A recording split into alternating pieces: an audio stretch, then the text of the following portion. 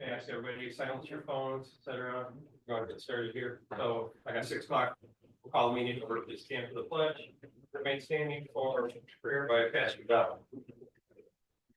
Allegiance to the flag of the United States of America and to the republic for which it stands, one nation, under God, indivisible, with liberty and justice for all.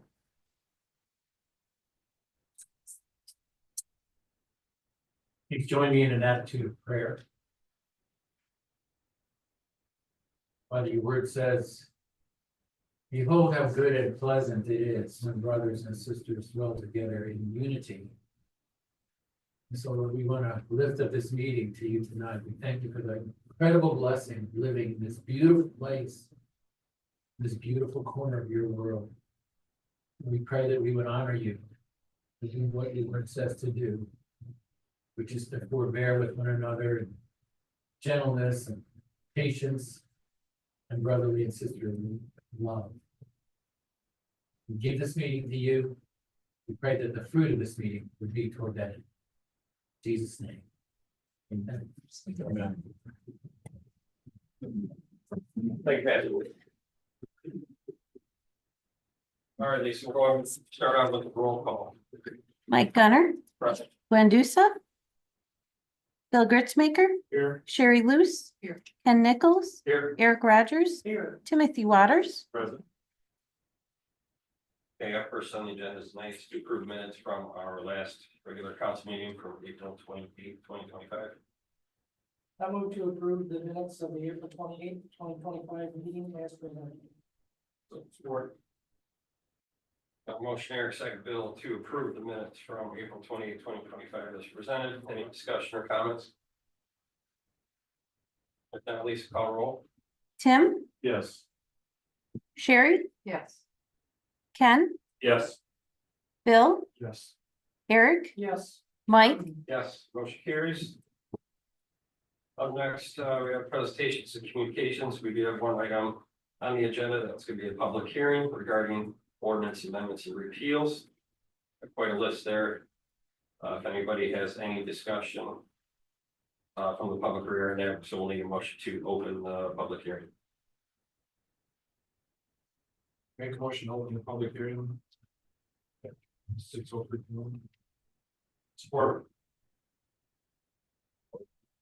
Here, Lisa. Bill and Ken, is that correct? All right. Motion Bill, second Ken, to open up the public hearing regarding the ordinance amendments and repeals at 6:03 p.m. Please call roll. Sherry, Yes. Eric, Yes. Tim, Yes. Ken, Yes. Bill, Yes. Mike. Yes. Carries. Anybody from the public who does care to address council regarding the hearing?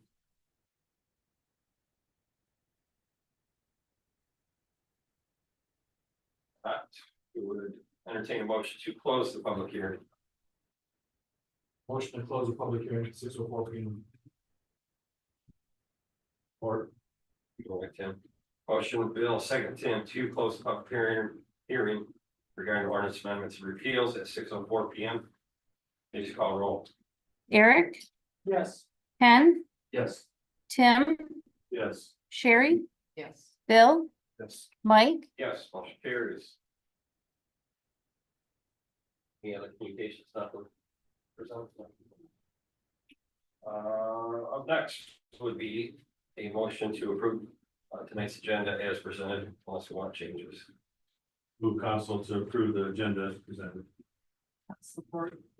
Motion Tim, second Sherry, to approve the agenda May 12th, 2025 as presented. Any discussion? Not least call roll. Bill, Yes. Ken, Yes. Eric, Yes. Sherry, Yes. Tim, Yes. Mike. Yes. Carries. Next is public comment. It's time to allow public to address council about anything. We have a 5-minute limit for discussion. Is there anybody who does care to address council regarding public service friendly?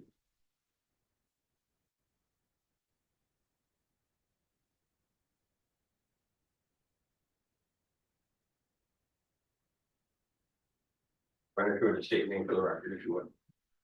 My name is Thomas Brennan. I'm a resident of Blissfield. So good evening, council members. Thank you for having me. My name is Thomas Brennan. I come before you today as a father, pastor, and business owner residing in Blissfield, Michigan. I stand here today not just as someone seeking justice, but as a living testament to the strength and guidance that comes from faith in God, the law, and unwavering belief that righteousness will prevail. I also stand as someone who believes in lawful transparency and accountability in our village government. I submitted a FOIA request directly connected to a pending federal civil rights lawsuit involving officers from this jurisdiction. I requested a full fee waiver based on both my indigent status and the public interest nature of the request, as permitted under Michigan law. I was denied that waiver without a clear or legally sufficient explanation. When I submitted an appeal, I was told that I did not qualify for an appeal, something that contradicts the law and undermines transparency. When I respectfully asked for a proper written response to my appeal, as I am entitled to, the response I received was dismissive, stating, "You don't dictate what I write." This kind of language is not just inappropriate, it reflects a disregard of the rights and citizens to fair and lawful treatment. I want to be clear, I am not asking for special treatment, but I am asking what every citizen should expect: compliance with the law, accountability for those in power, and access in public information, especially when it relates to constitutional matters. The public deserves to know whether officials are being transparent or whether the village is complying with both state and federal obligations. The fact that I had to take this matter to circuit court is a reflection not of hostility, but of necessity. And I urge this council to take seriously the need for oversight, lawful conduct, and respect for those especially exercising their legal rights. I also hope that this body will review how FOIA requests for Freedom of Information Act requests and appeals are being handled, because no one should have to fight this hard to access public records in a democracy. I have chosen to pursue justice not through anger, but through the law, through the legal avenues that our Constitution guarantees every citizen. And I have filed motions not for personal gain, but because I believe in due process, transparency, and the right of every person, especially the voiceless, to be treated with fairness and dignity. This is not about revenge. This is about accountability. It is about restoring trust where it has been broken. And I believe before God in this community that standing for truth, even when it's hard, is always the right thing to do. Thank you for your time. Thanks, sir.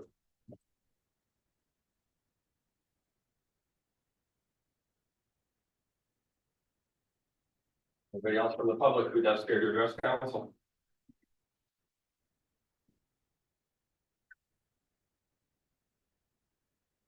That we will move on to unfinished business.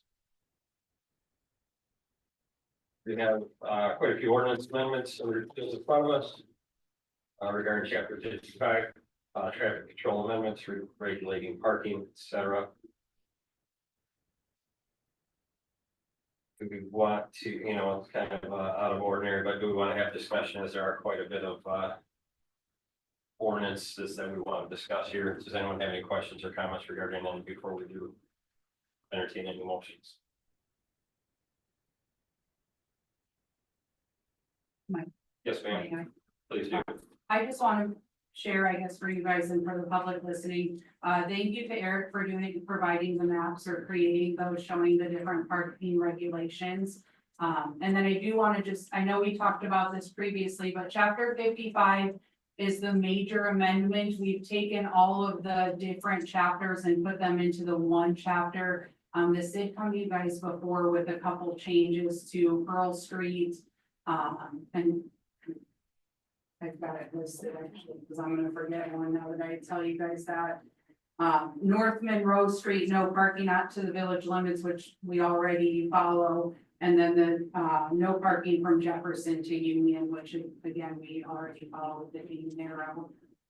But if this chapter 55 is not approved, then the rest of these repeals should not be approved, because then we would have, those will no longer be an ordinance. If this is approved, then the repeals would just remove all of those separate individual chapters. But again, if you have questions, let me know.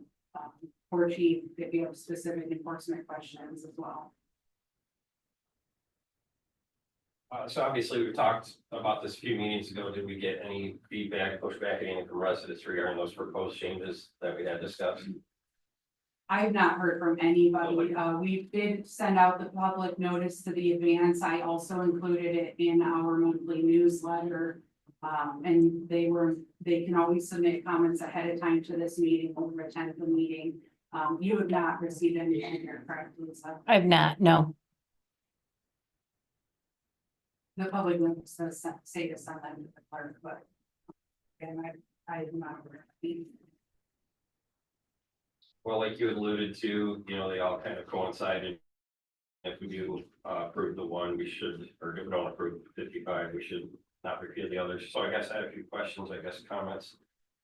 Myself regarding a couple of them, the Burnett Court. Did legal read through this, or is there needed to be a specific measurement, whatever, again, curves is kind of arbitrary, is there, you know, specific? Dave did read through, and he did not have any Yeah. concerns. So we would just sign it as such and, or paint the curve or whatever, and that would satisfy her, rather than having to dictate, you know, 25 feet or whatever the curve. Yeah, so we would sign it, typically, and I think there are signs, some over there already, if I recall. I will tell you though, when Dave reviewed this, I did not specifically ask about measurements, but he did see that we just identified to the curve without them.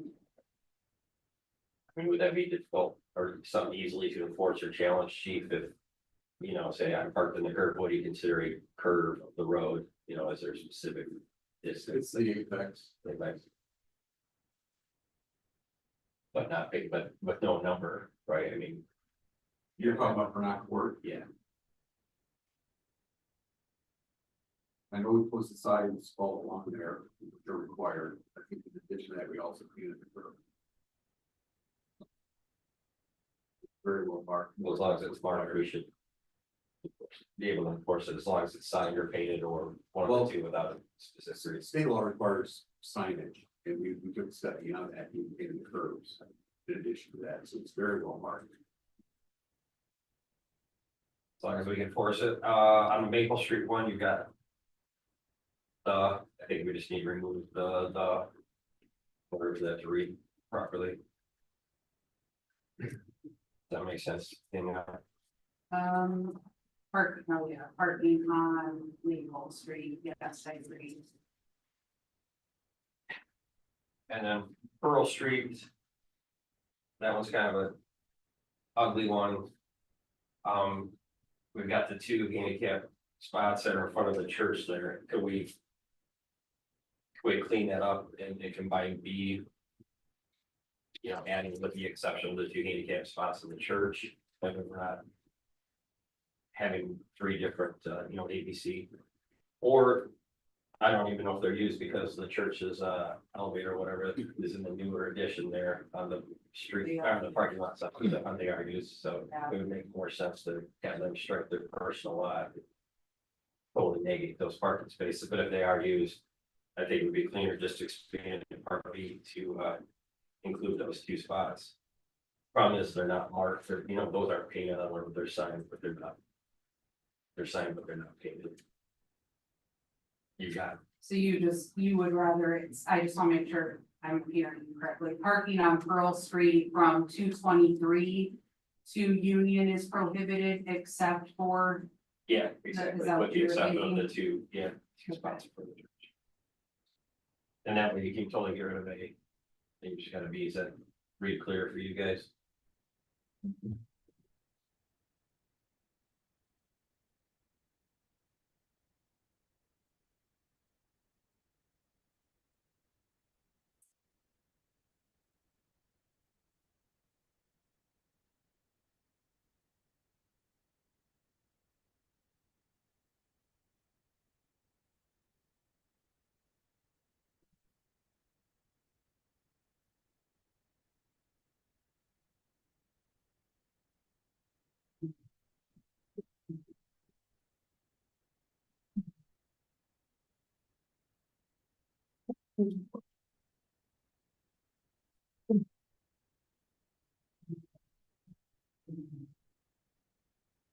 Just for clarity, that would include the entire street, all the way, both sides, except for those literal two sides. This computer's not working, so he Okay. couldn't see the ordinance, but. um, I don't know if you have any concerns with that. Those are concerned expressed. Not that I'm aware of. We're talking about the church right here. Yes. I think the issues there. Have to restrict parking south of Jefferson. Right, from Jefferson to Union because it narrows down, and then from Union to the dead end, we've said east side only. And we had initially talked about west side, but that side is where all of the fire hydrants are, and we don't want to block those in, obviously, in case of an emergency. Fire hydrants are actually on the east side. And it reads correctly. I'm sorry, yes, I said that backwards. Yep, parking on the east side of Pearl Street from Union to the dead end is your back. And that makes sense because the traffic flowing in would be on the west side, anyway, so the emergency they're close to. But I mean, if you want to combine those two, that's, I just added B and C because A was, that was in there already, so. But I think is there not a parking that's used, that's not handicap right there? It Is should that be, for look that at super it, park? it's intersection and it's painted, and then you've got two side handicap spots, and then it goes right to the fire hydrant, 20-25 foot requirement or whatever, I'm so. trying to think of It's what past the hydrant. it's a handicap spot or not. If I recall, there's a posted parking. So unless it's posted, they can park there. And that Subaru's there almost every Yeah. day, so I think it is a non-ADA spot that they're using. Once we've got it posted, no parking. And it is on the church, I think it's right past those spots on the church side. I guess that's, my concern of it is if it's not painted per se, it's much easier to read, it's signed with two spaces. Handicap, the fire hydrant, that's literally all it is, so we're trying to simplify this stuff and make it easier for people to follow, easier to enforce. I don't see that third spot. Doesn't look like there's a base on it's on the page.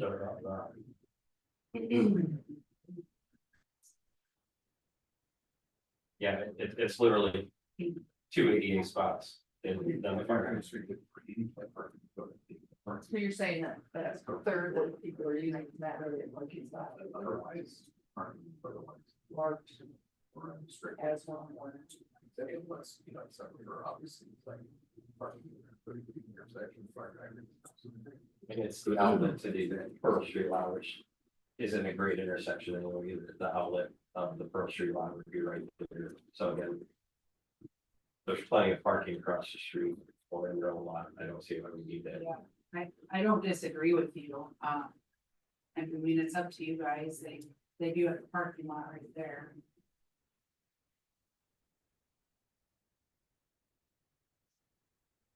And it's easy for me to combine that, so if you guys are good with that and you want to approve this section, you would just include that amendment in your motion.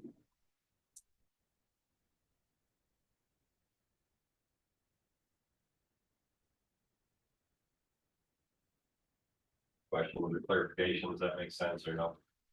Sorry, not that I think for the sake of just keeping the meeting moving, let's go ahead and approve it with the two parking spaces, and then we can always go back and readdress it at the church. If we're thinking that it's not there's gonna be a problem with them.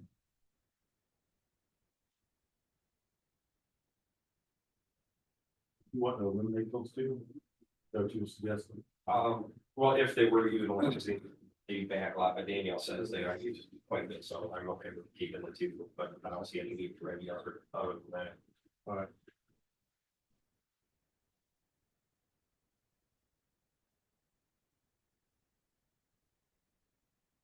Do you have any other questions or comments on that?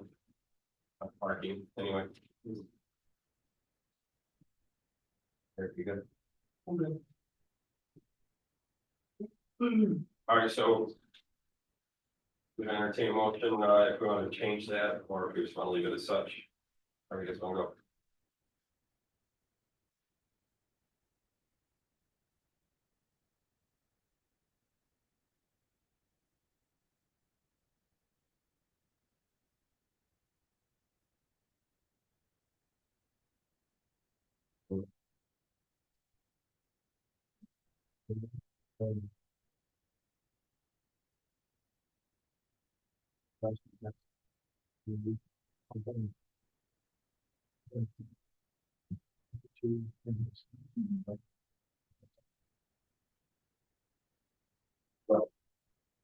We wanted to change it, yes. Okay, you're reading of the three, correct? And we'll put the 2 88 and then 1 regular parking. So the way I read that right now is that parking would be permitted from 223 to Jefferson, including the 2 ADA spots. And then no parking from Jefferson to Union, and then from Union to the dead end, it would be only on the west side. That's how I read the ordinance as it's presented to you guys. And I think what you were saying, Mike, is that you are good keeping the 2 ADA, but no other spots. So it would be no parking on Pearl from 223 to Union, except for the 2 ADA, and then only on the west side from Union to the dead end. I think is what you're trying to say. Yes, correct? I'm sorry. With the amendment of combining, Right, it would, say, the A and B that, or the, Yeah. yes. I'll move to. I move to approve the ordinance amending chapter 55 traffic control amendment, regulate parking, etc. On Pearl with the amendment of Pearl Street from no parking on Pearl Street from 223 to Union, except for the 2 existing ADA parking spots. And to include the also amendment to include the wording. What should we say? For the, I thought we were gonna put B, one of the sub points into. Or does that take care of that that? would take care of Okay, it. Yeah. and that'll be it. Does that make sense, Lisa? Clear as mud? Yeah. Mm-hmm. What do you have written down? Do you want me to tell you what I have, Lisa, or are you good? It's up to you. Here for you. You probably typed quicker than I wrote, so go ahead.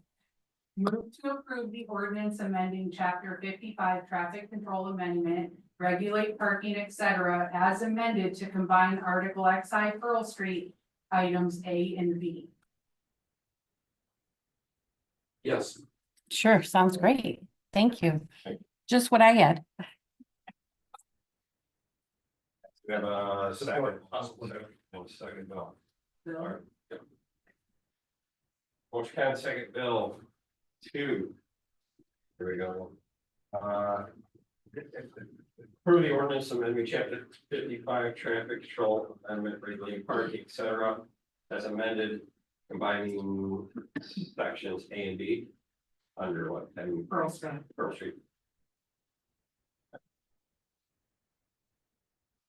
Everybody at least on board. All right, if there's no further discussion, I appreciate that. Lisa, call roll. Eric, Yes. Sherry, Yes. Tim, Yes. Bill, Yes. Ken, Yes. Mike, Yes, motion carries. And so it did pass. Now I can move on to repealing existing. First one we got would be the repeal South of Monroe Street.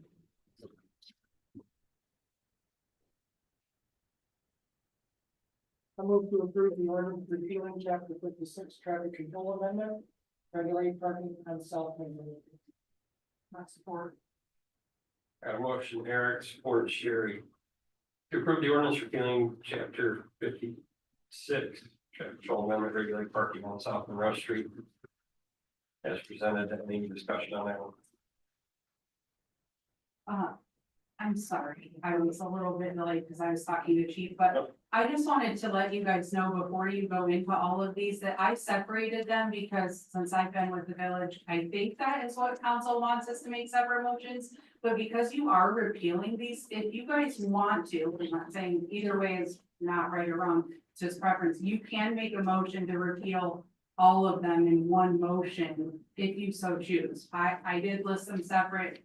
I have no preference, just wanted to make sure you guys knew that as well, because they're all tied to the traffic regulation. So if it was like traffic regulation and at transient merchants, I would not recommend that because they're two very different things. Already out there. Any heartburn over that, since we did discuss them previously, Eric? You okay with the friendly amendment? Yeah, I'm okay with that. Sherry? Yeah. All right, with that, then we will act on Eric's and Sherry's second to approve the ordinances repealing chapter 56, chapter 58, chapter 59A, chapter 60, chapter 61, chapter 63, chapter 64, chapter 65, chapter 67, as presented. That's pretty much. Any comments, questions on those? Not a question. What is chapter 62 deal with? You know, Ken, I don't know. Let me look really quick. It's probably something unrelated or it was skipped, but. 62 is the Michigan Vehicle Code Ordinance. So we don't have any control. Well, it just references state Just law. Okay, gotcha. All right, thank you. Yes.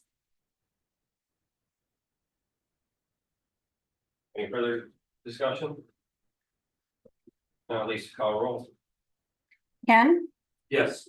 Tim, Yes. Bill, Sherry, Yes. Eric, Yes, Mike, Yes, motion carries. Thank you, everybody. I've moved this on to new business. We do have accounts payable in front of us. Our grand total $364,131.87. Council to approve accounts payable for the period of April 16, 2025 to May 13, 2025. And like $264,931.87. Support.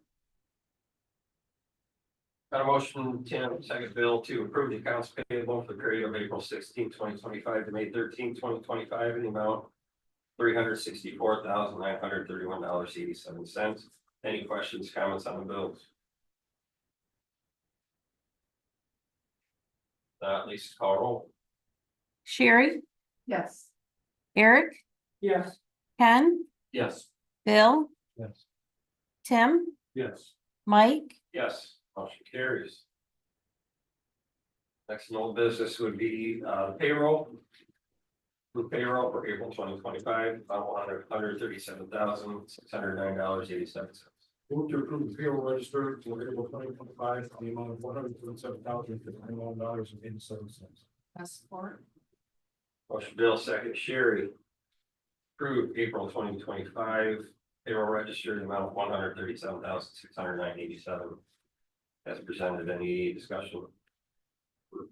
Being none, Lisa, call roll. Eric, yes, Ken, Yes. Tim, Yes. Sherry, Yes. Bill, Yes. Mike, Yes, carries. All right, moving on to a couple of other ordinance amendments. We have chapter 81 in front of us regarding persons on community school property. Again, we just fix the misdemeanor versus civil infraction, correct? Yes, I actually would like you guys to postpone chapter 81. Some new information came forward today regarding this that Chief and I would like to talk to Dave about, and then potentially have a follow-up conversation with, most likely a follow-up conversation with the school. So if you guys are okay with that, I would just need a motion to postpone until, we're ready to bring that back to you guys. Motion to postpone, the action on, chapter 81, not authorized person by municipal property until further notice. Yes, thank you. Support. Got a motion, Bill, second, Tim, to postpone any action on chapter 81, not authorized persons on community school property till further notice. Good. Lisa? Sherry, Yes. Ken, Yes. Eric, Yes. Tim, Yes. Bill, Yes. Mike, Yes. Motion carries. Yeah, okay with the refrigerators? Yes, Okay. I'm good with the rest. Yeah, very good, too. I apologize for that. We can blame Ken, no, I'm just kidding, not really. So again, just changes from civil infraction and what fine refers back to our original or our newly adopted ordinance. Right, Daniel? Correct, Okay. yes. Move council to approve the ordinance amending chapter 82 abandoned refrigerators. Support.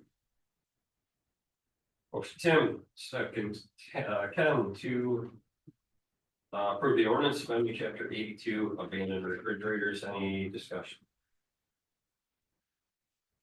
Now, Lisa, call roll. Bill, Yes. Sherry, Yes. Eric, Yes. Ken, Yes. Tim, Yes. Mike, Yes. Motion carries. Chapter 83 bill posting.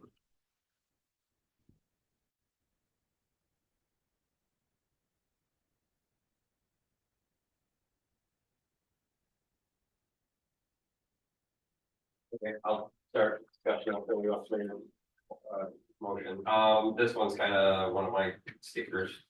So bill posting, a lot of these small Michigan, I think townships and villages kind of recommend or adopted the same sort of verbiage.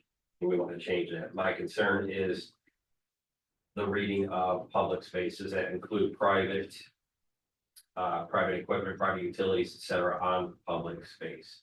So again, much like we're trying to limit signs being posted on utility poles, trees, et cetera, you know. Does it read clear enough for people to understand what is public versus private infrastructure, or private property in the public right of way or the public property? I guess depends if they know what public property That's is. my biggest concern is, you know, again, that it's a safety thing. It's not only, you know, light, et cetera, but, you know, we've got gas lines, we've got utility poles, et cetera. It's a safety thing. I think it needs spelled out specifically in that regard. It allows us to enforce it better and allows the PD to say, hey, that's not supposed to be there, or maybe whoever say, get that sign out of there. Get So that we sign do out. have a definition, within our ordinances, it's in chapter 1, so it would pertain to any, section of our ordinance. With the exception of zoning, which has its own definitions, which is 216. Okay. For public place, which shall mean any place upon which the public resorts, travels. Controlled by the village or agency of the state of Michigan, or is a place on which public resorts or travels custom by invitation express or implied. I think probably we could firm up that definition a little bit, but I don't know. My recommendation to council is if you feel that something's unclear, or maybe people wouldn't know the definition, I would put them all within that definition section of the ordinance, so they're all in one place. Rather than having definitions throughout the entire thing. References that is defined in section 1. Right. That would be my recommendation. If somebody were to ask, I mean, how I would explain it, if you don't own it, it's probably public, or if it's not privately owned, like a street sign of consumers power line of speed sign would be public. If it's in the MDOT right of way, or right of ways in general, if it's in the right of way, it's probably publicly owned. Well, yes, but the consumer's pole is consumer's property, or a telephone pole is Frontier's property, or, you know, et cetera. Cable TV pedestal is, you know, DMPs, so, Right, but it does which is a say, private, private, private property in a public area. I mean, when I look at this, to me, if I don't have permission on private, then it's got, I better own it, is how I read that. The pole itself is not private property. It is that, well, it's private property within, in our easement.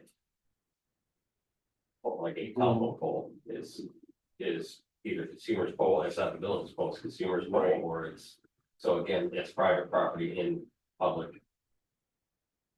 property.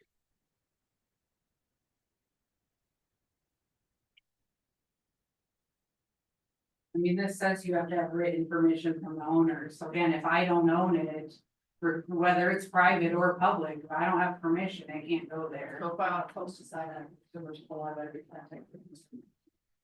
No, because technically we wouldn't allow that in the right of way anyway. Right. there you Yes, go. so, There you but go. again, for some reason, people just can't get it through their heads that the right of way is for those other things, and that's literally what it's for, and we continue to fight this, that people just don't understand that you don't post public property, whether it's in the park or whether it's in the right of way.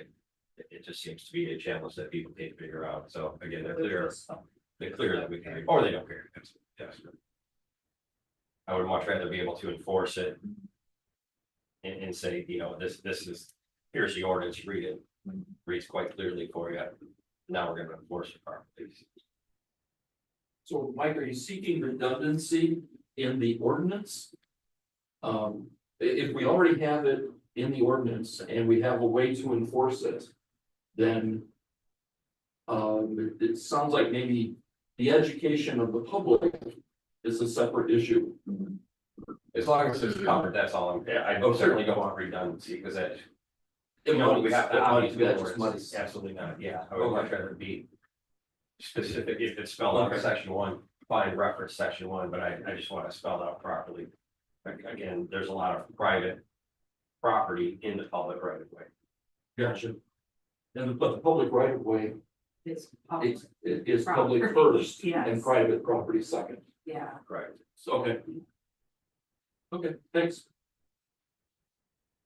And we have been trying to, I just think that a lot of people do this. I mean, you see it like businesses are doing it for advertising, so you'll see siding and roofers, garage sales is a big one. We've been putting some information, I think we've done it 3 times in our monthly newsletter, plus posts on Facebook, trying to get the word out and people to understand.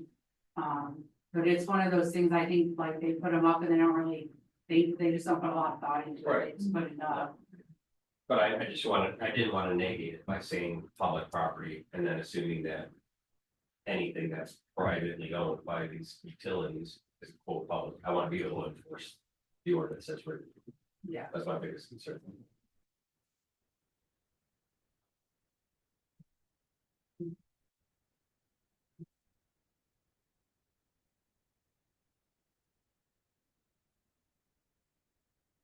I apologize, you guys, but it's just little nitpicky stuff while we're trying to clean this up.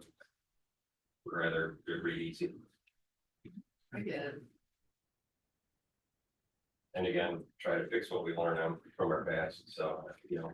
I think we're covered there, that we're adding the penalty for violation, which we've not, thankfully, had a ton of enforcement issues with this. Typically, we notify either the homeowner and or the business if it's an advertising thing, and then they're pretty good, they'll move it up to their private yard with the roofing sign or whatever. If it's garage sale, they'll remove it. I think the penalty just clarifies that if we ever got to a point where educating people, they stop working with us or refuse or continue to repeat it, that we would be able to issue a civil infraction, which is our newly adopted ordinance. But again, I would say this one, I think have had 100% compliance since I've been with the village. I don't know of any time that we've not gotten compliance with just having a conversation and educating the public. All right, I move to approve the ordinance amending chapter 83 bill posting. Motion Ken, second Bill, to approve the ordinance amending chapter 83 bill posting as presented. Any further discussion? Now, please call roll. Tim, Yes. Eric, Yes. Sherry, Yes. Bill, Yes. Ken, Yes. Mike, Yes, but I would like it clearer. Thank you. That motion passes. Chapter 84 curfew. Same kind of changes. Nothing changes regarding times, etc. Literally just the enforcement. Move council to approve the ordinance amending chapter 84 curfew. Support. Motion Tim, second Sherry to approve the ordinance amending chapter 84 curfew. Any discussion? Keith, are we having any current issues with this? Curfews? Correct. No, a lot of this has to do with finding, for us anyway, the fines and which ones are CIs, which ones are misdemeanors. That when we're writing the ticket, we have to know which one we're citing is a civil infraction or misdemeanor. That goes right to how it's processed in court, right down the street. So we don't know, and a lot of times we're reading these ordinances, you're reading them and you can't tell if it's civil infraction or misdemeanor. That was the big problem. Probably the biggest problem we had throughout the whole entire village ordinance was that lack of clarity. That was probably our number one problem. Verbiage for the most part, not an issue. Like I said, it's just the enforcement mechanism, which are we taking CI misdemeanor was the fine. Thank you.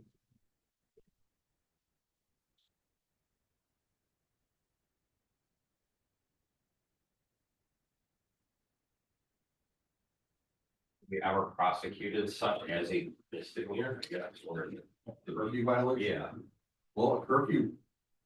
The way I read it, curfew violation is actually disorderly conduct. And disorderly conduct, traditionally, yes, traditionally it's a misdemeanor offense. Curfew violations are juveniles. Right. So juvenile tickets get held by probate court and regular district court. So it goes a different route. It's kind of a slippery slope. You want to set them up with a misdemeanor, you know what I mean, at 14 years old versus a civil infraction or The juvenile has a sealed record at 18 anyway, so you'll have charged with misdemeanor of record. And then keep in mind too, with these ordinances, when we put the penalty in there, that doesn't mean that the officer is immediately gonna go right to that penalty. The officer has the discretion, depending on what the situation is, to go have a conversation with that kid or whoever it is that's breaking curfew and say, hey, you know that there's a curfew rule. What are you doing? Or, if they're just. And again, there's so many things that could happen, but they have the ability to say, hey, we're gonna give you a warning, but you need to make sure you're abiding by curfew. It doesn't mean first time they violate it, the police are just gonna slap a misdemeanor on them. But civil infraction, we have no authority to remove them. so that makes it clear. I just, there's other ordinance revisions that where we may have went from a civil infraction to a misdemeanor, and I can understand that. This is one that I would want to make it a little bit harsher punishment. But then again, they have a chance of discretion. Exactly. As a warning. Yeah, if you have discretion, I totally agree with that. I mean, if you give somebody a warning twice. Well, and I think Chief's right, the bigger goal is to get that kid home and safe and not either harming themselves, property or somebody else.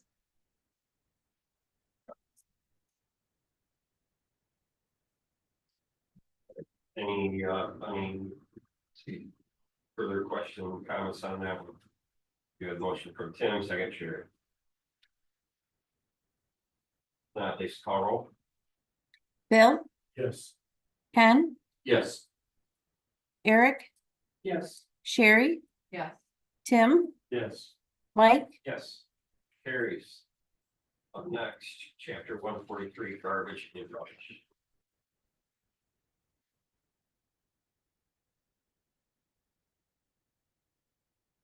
This one kind of alludes, like much like Ken was saying too, the repetition, things like that, because we've got burning ordinance of trash, et cetera. And we've also got the ordinance regarding when we can sort it out, et cetera, and I don't really want them overlapping, so we have to refer to numerous ordinances, so. There's a bit of a ambiguity in the burning comment, but regarding like sticks and stuff, if you use it as a kindling to start a bonfire. And you have a cookout or et cetera, I really don't see an issue with that, which didn't before. And we don't, so like if you're burning trash or you're raking your yard and burning it, that would be an enforcement thing. If they're starting a little fire, because they've got a fire pit and they're making s'mores with their kids, we're not going to stop that. The fire department have taken the same stance because we've had residents come in and say, hey, can I get one of those like little portable fire pits are becoming popular. We don't have an issue with that. It's just the trash and like I said, the large, like all their yard waste and it's blowing smoke all over their neighborhood and things like that. And it pallets would be, it looks like that whole section here is new. But this next chapter 121, so this is another one, it's similar to the traffic. We actually had two different ordinances. The part that the first sentence that's got the strike through, what was initially in 143, and then we had 121 that was the highlighted part. So it just, we're putting it all in one spot. So if you're much easier than reference. yeah, so you're not trying to find whatever chapter to go to.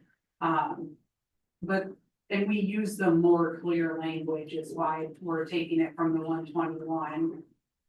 So in a lot of this section is a clarification. The penalty is in there, so there's a civil infraction again. We're doing the articles 1, 2 to again try to make our ordinances uniform so that when people are looking at them, they all look similar in layout. And then we did do some little things. We're not changing our process, but like it says that garbage will be collected on Fridays and we put as determined by the contractor. We're not proposing to change Fridays, but right now, let's say we have a contractor that says, hey, we're gonna do garbage pickup on Thursday. We have to come to an ordinance amendment because it says they can only do it on Friday. So we're giving ourselves the ability to have some flexibility there. I do want to talk about under Article 3, I don't know, page in your packet it is, J. That is completely new, and I do want to point this out. I know we talked about it a little bit, but we are requesting that commercial tree companies are prohibited from placing brush at the curb for pickup, and that they must haul it away and not leave it curbside. I know we briefly talked about this, but I want to point it out because it is a new addition to the ordinance. It's not just a clarification or moving it. But we're getting a lot more brush out of the curbing. There is obviously added expense. We want to continue providing the service for our residents, but we also need to, I think, monitor our expenses and what we're picking up. And we have had a lot of commercial companies come and remove trees from private property and then pile the entire tree at the curb. To the point that DPW has spent upwards of a full day of one property. And then we get behind on the rest of the pickup and the rest of their jobs and responsibilities. And then the other thing I did want to just notate is there's a whole section on licensing just recycling contractors. They pay $80 annual fee with like a ton of regulations. That's just, it's kind of crazy. If we want to do all these regulations, then we should definitely be charging more, but I'm not sure what the intent of just singling out the recycling hauler was and we don't require the trash company to pay an annual fee. So that section is being proposed to be removed from the ordinance. But if you guys have other questions, please do let me know. That would, I guess, going back to the commercial cutting, that would be something, again, we need to get that specifically out, newsletter, et cetera. So that people are understanding when they're bidding these projects out, that stuff they better go, along, get your quote. to say, get it out of here, not place it to the curb. And then, the second point would be, this solves our issue with the cemetery in the township as well. And good timing on that one. Oh, yes, because I did include, thank you, Mike, I'm glad you brought that up, because I kind of forgot, under that burning, 143. New section is 5, but burning leaf, stick, rubbish, other materials. It does specifically say, the Rotary Club, can do its annual Halloween celebration in Blissfield Township for burning of brush within the Pleasant View Cemetery with approval from the fire department. And I put that in there because like last year, we were thankfully Rotary was able to have their bonfire, but the winds were really high. So really, we would have deferred to fire chief, crew chief on that to say, is it safe enough to burn and to keep this controlled? And if he says that it's not, then we are not going to be able to.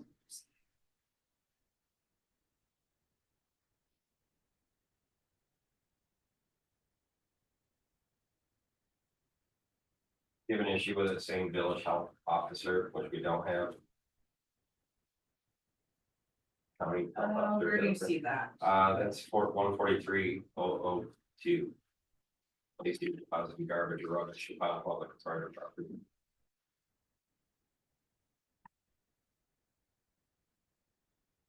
Well, it says county or village health officer.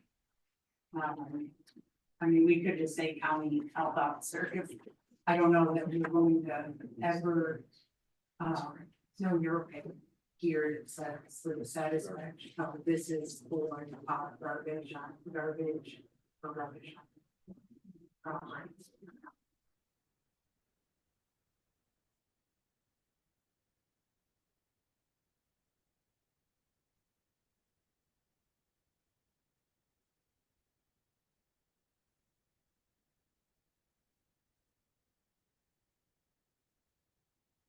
Who's the reference to?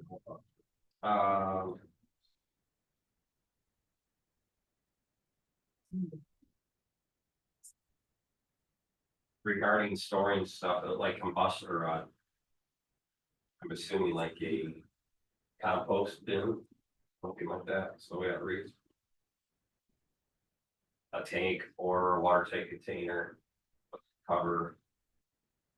With the health officer supposed to approve it? Yeah. We just don't have a village health officer, which right. Just take it there. Yeah, that is actually kind of a weird sentence.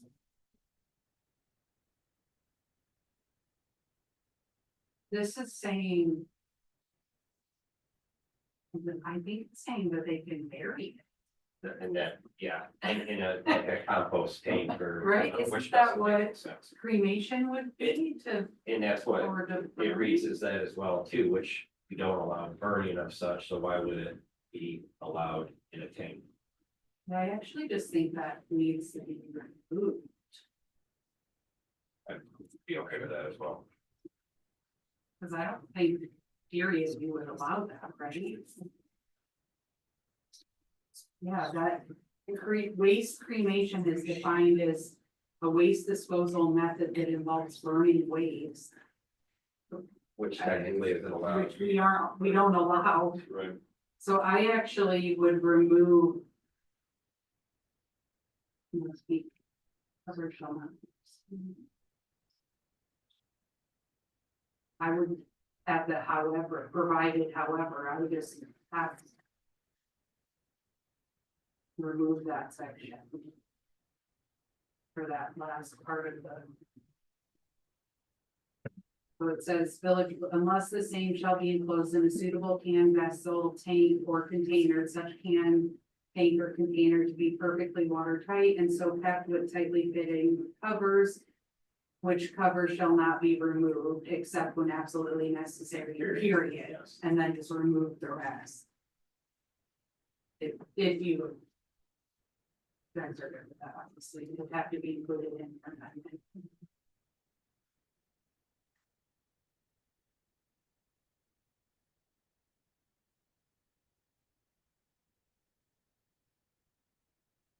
Following on that one.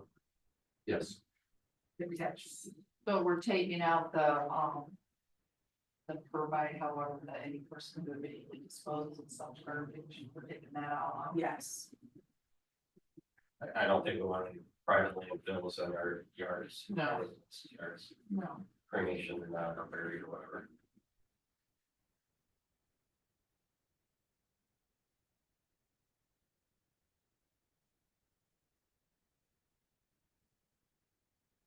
Has to go regardless of what one. Anybody? Questions on that one? Is that okay? Which we don't have a motion yet, but. Just period, and absolutely necessary, get rid of all the buried things, I move to approve the ordinance amending chapter 143 garbage and rubbish. However, amending to take out provided, however, that any person who immediately disposes of such garbage upon his own premise, information or otherwise satisfaction of the county or village health officer shall not be required to place such garbage in any such can vessel.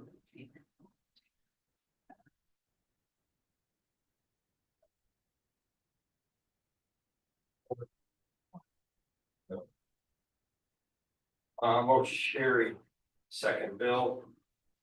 To approve chapter 143 garbage and rubbish. Removing, or as amended, removing 143.002. Sentence, provided however that any person who immediately disposes of such garbage upon his own premises by cremation otherwise to the satisfaction of the county or village health officer shall not be required to place such garbage in any can, vessel, container, or container. Further discussion. Now, please call roll. Eric, Yes. Tim, Yes. Ken, Yes. Bill, Yes. Sherry, Yes. Mike, Yes, motion carries, thank you. Up next.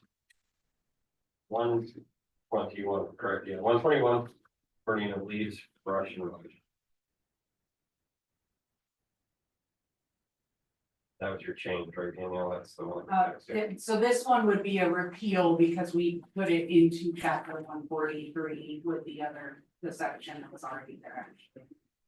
I meant the number or whatever, it was different. Yes, I apologize. Yeah, I had the wrong motion if you're looking at your computer because I cheated and copy and pasted from the previous one. So look at your paper motion. That is correct. I was trying to be quick and save myself some time and miss that.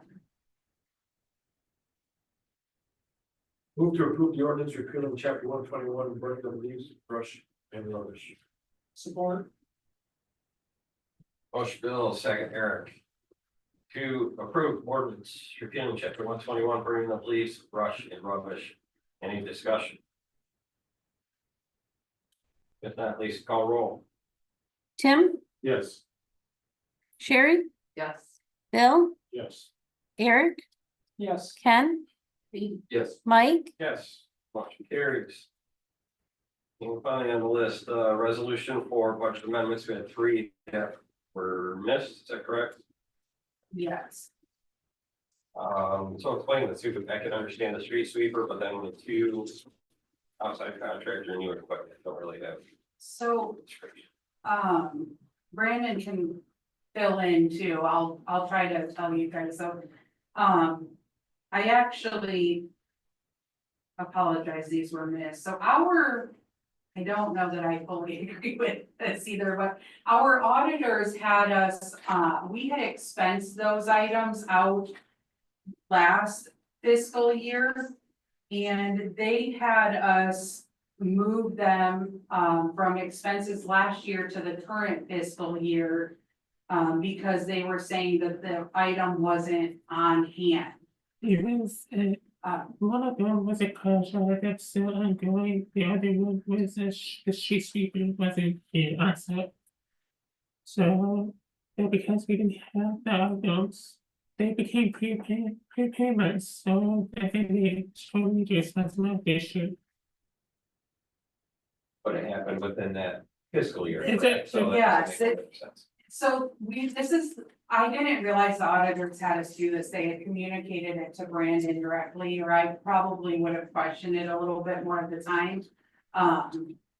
But I think it's just the way this auditors, what their preference is, and it does nothing to our fund balance, because I told you guys and we reported that the money was spent last year and reported it in our fund balance, but they just said, no, you need to move it into this year. But in order for our budget to match up this year, we have to have those lines amended, but again, bottom fund balance, there's no change. So it's, again, I think moving forward, what they're saying is that, like, the street sweeper, we could have expensed that last year if it was on hand, but because we didn't actually, it wasn't here in our possession, they said, no, you've gotta carry that money forward. Now that I know that, I'll do that moving forward, but But you cut the check in fiscal year 24, right? So. correct, yeah, and we had to cut the check to get it ordered. It's just the way the auditors do it. Our last auditor, we did not have this come up, but I think each one's just a little different in what their preferences are. And at the end of the day, I guess our budget doesn't change. It's just what year it's gonna show that expense. But if we don't make this amendment, then it's going to look like that account's going to go negative. Just that single line, because we have other expenses this year. And we can't carry negative balances in those funds at the end of the year. So if you guys don't approve it now, we're gonna have to do it at the end of the year for sure, but I wanted to get in front of you guys now since we knew, and they are obviously larger amounts. Just so they didn't get muddled up in the year end, just routine amendments. And then the outside contractor, new equipment, is that from the wastewater treatment projects or? Hold on.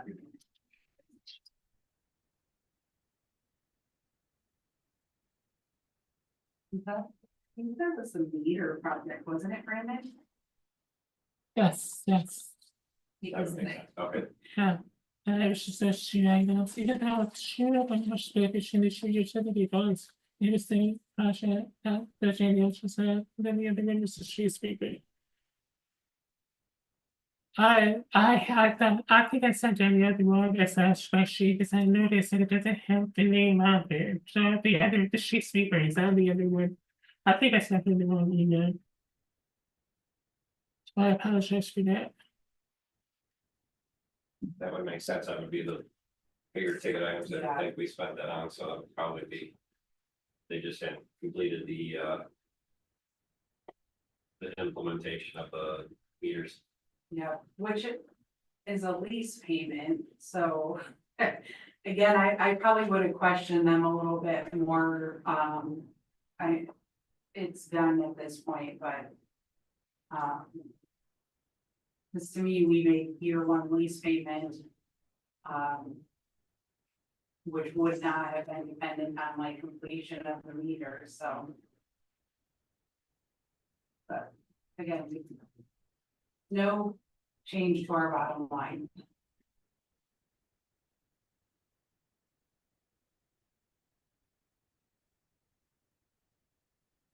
Right, anyone care to make a motion regarding the three? Your mid-year budget amendments. Move council to approve the resolution authorizing the special budget amendments as presented. Motion Tim, second Eric, to approve the resolution authorizing the special budget amendments as presented. Any further discussion? At least call roll. Ken, Yes. Bill, Yes. Sherry, Yes. Eric, Yes. Tim, Yes. Mike, Yes. Carries. Next are the reports, anything from the administrator or the administrator. I have nothing unless you have questions for me.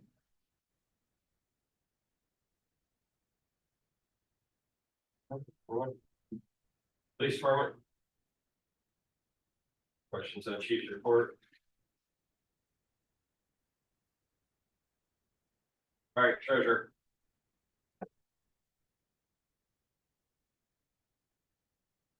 let's do it at the next part here. So we got council discussion. We've got, Brandon wanted to bring up a potential special meeting. Some of us have alluded to talking about, discussion of rollback or what we want to do with the 1.25 mills that were from the library district funding. Some of us talked about doing rollbacks, some of us talked about implementing infrastructure improvements, et cetera. But if we did want to change the rollback or the truth of taxation, we have to do that ASAP in order to have that for the public hearing for the truth of taxation. So if council chooses to do some sort of rollback or discussion on those taxes, we would need to have a special meeting. Brandon's proposing June 5th if possible, so that if we did want to roll back or change our tax capture for the next fiscal year, we could get that to the county and stuff. So I guess the question is, do we want to discuss that? Danielle and Brandon and I said that we had a little bit of discussion as well. How we want to move forward on that. You know, if we wanted to do it this year, if we wanted to address it next fiscal year. We talked about, you know, potentially, you know, the library, you know, purchasing or taking over the building itself. So there's a lot of action, a lot of discussion that could happen there. But if we do want to potentially look at doing some sort of rollback, we have to do that within the next 2 weeks.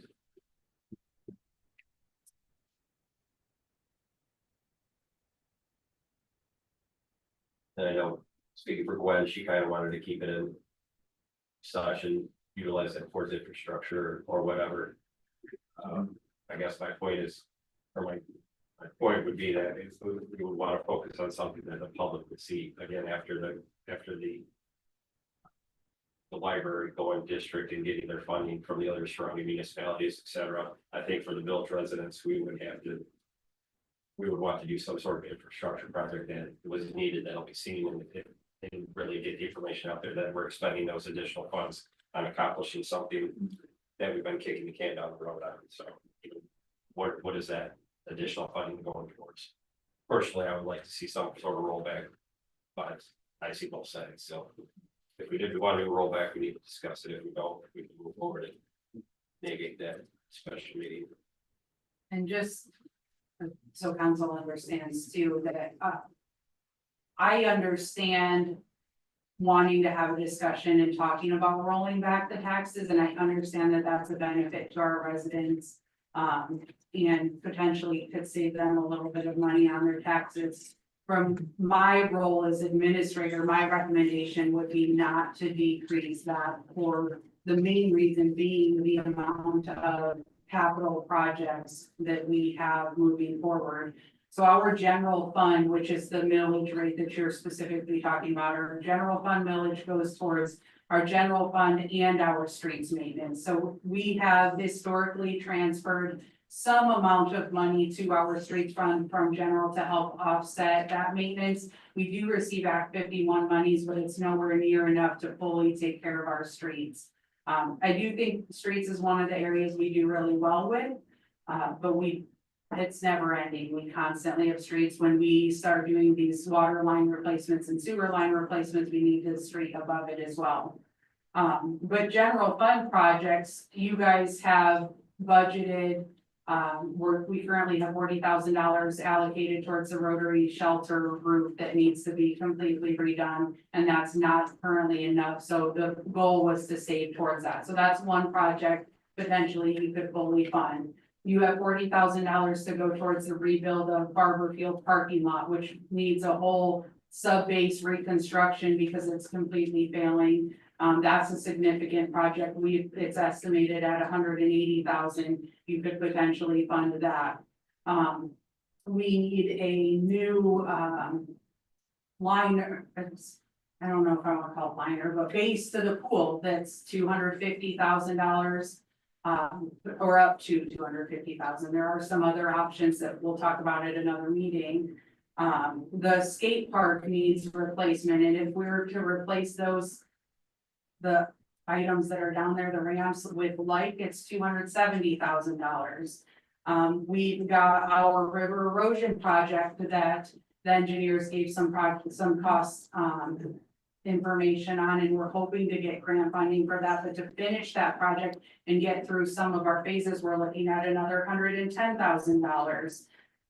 We've got window replacement at the depot, we have roof replacement at the depot. We have the tennis courts that we put off for a few years that need to be resurfaced before they lose them.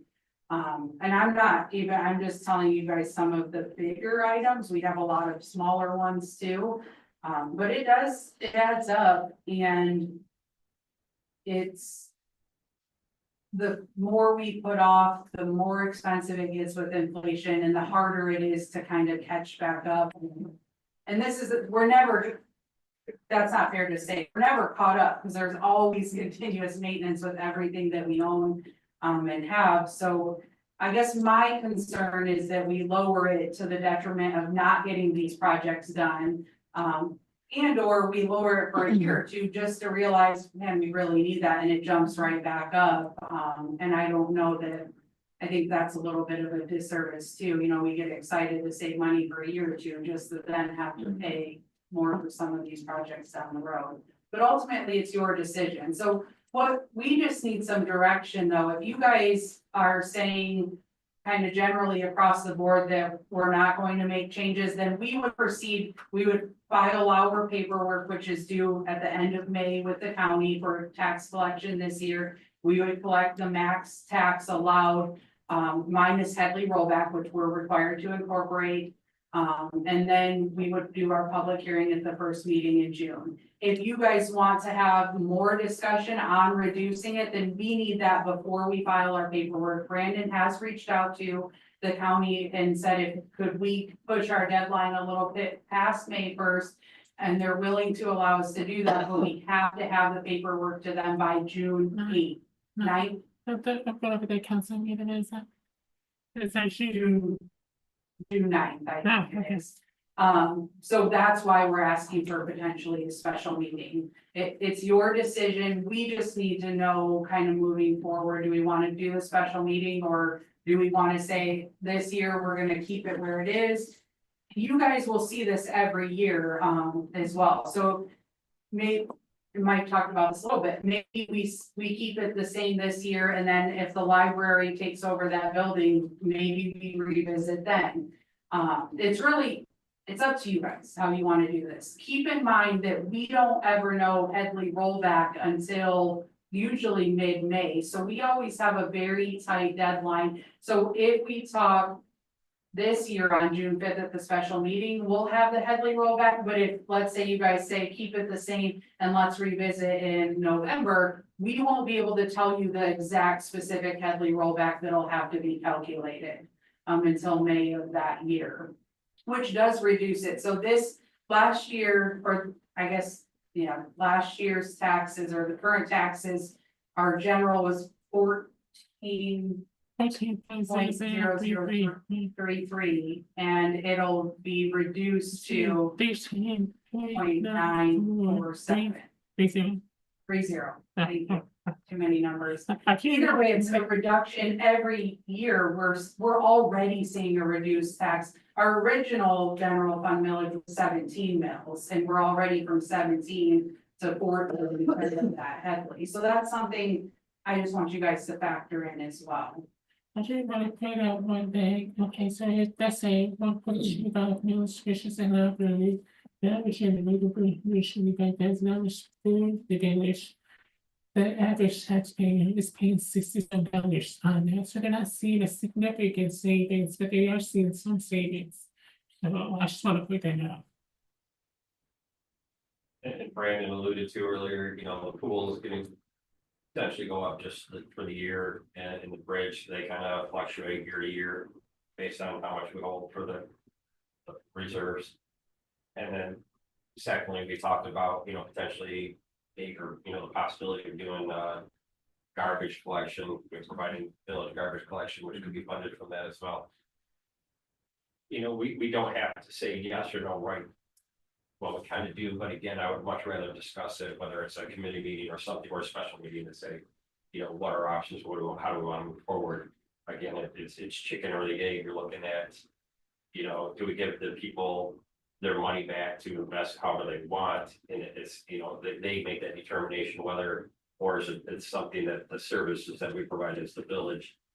Again, I could see both sides because, you know, we're providing great services, we're providing a lot of services, but we're not seeing the population increase, we're not seeing the housing substantially increase, the commercial substantially increase.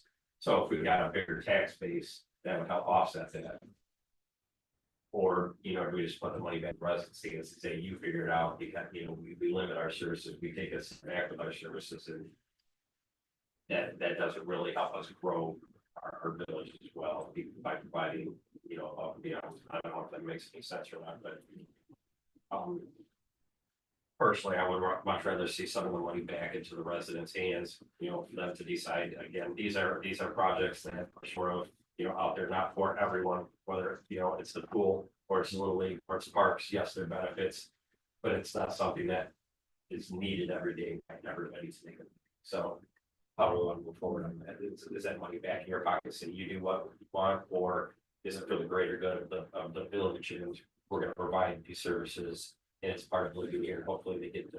Do we know what, like, the average? Go back to. 65, Yes, Is that? $65 would be the average Well, rollback, it was 60 something, so, 60 something. yeah, so the village would get 325,000. The taxpayer, the average taxpayer received about 60 something. and that's Yeah. an average that may, Right. depending on property values, be lower or higher. Yeah, because like, General public as well. Right, right. I think my initial feelings when we talked about this was to roll it back to the people. My next question is on the pool, where's the money gonna come from to repair it? 'Cause I think we're looking at 100,000 The, minimum. so, yeah, minimum, there's a couple different materials we can do. And I would actually recommend the higher priced one, which is a higher upfront cost, but it has longer warranty, and that's 250,000. But that is general funding, so it would come from your general operating mill. Which covers, that's our parks, our pool, it's DPW, it's our police department. It's some of the administration here at the office. It's all of the things included in that 101 fund. Barber, tennis courts, Bachmeyer Depot, Boy Scout building, all of those things are general fund. So if we don't roll back 1.2, then we're gonna take some of that out of there. Correct, so it's every year, I mean, when I do the budget, and I'm gonna plan on doing it the same, I think it's working really well. I present to you guys the budget with all of our department requests, and if you look at that column, it's going, every year it says we're going in the hole hundreds of thousands of dollars if we were to approve that. We obviously don't approve that, so then I present an administrator's recommendation, which says this is all our keep the lights on. If you want to provide the same services we do today, this is what we have to have for wages, for operating. And then we look at those capital items, and every year since I've been here, we've not fully funded capital. Most communities do not fully fund capital. I'm not saying we will ever be to that point that it's fully funded, but we want to fund it as much as possible. Thankfully, our staff does a really good job at watching their budget, so we have a little bit extra, and whatever we don't spend the previous year, I recommend to you guys to take that and apply it towards capital, for like our general operating. So what you're gonna have to do is this budget year is with or without this millage, you're going to have to do this, is you're gonna have to look at those projects and say, okay, you have requested general fund projects of $2.6 million. Which ones are our priority and which ones are we gonna fund based on how much money we have? If you reduce that millage, and I don't know the exact number right now, but let's say with the millage, you have 700,000 in capital, you're gonna appropriate that. If you reduce that millage, now you've dropped it down to 550,000 in capital, and you're gonna have to cut more projects or postpone more projects. But regardless, you keep it, you're still gonna have to cut something, it's just hopefully you're cutting less. Cause again, the 2.6 million is the real number. If you look at our capital improvement plan for this next year, that's just our general fund, capital request. But to have more discussion on it, we'd have to decide here tonight. If we're all in favor of that. Like, Well, I think we would just have, we would say we want to discuss it at a special meeting.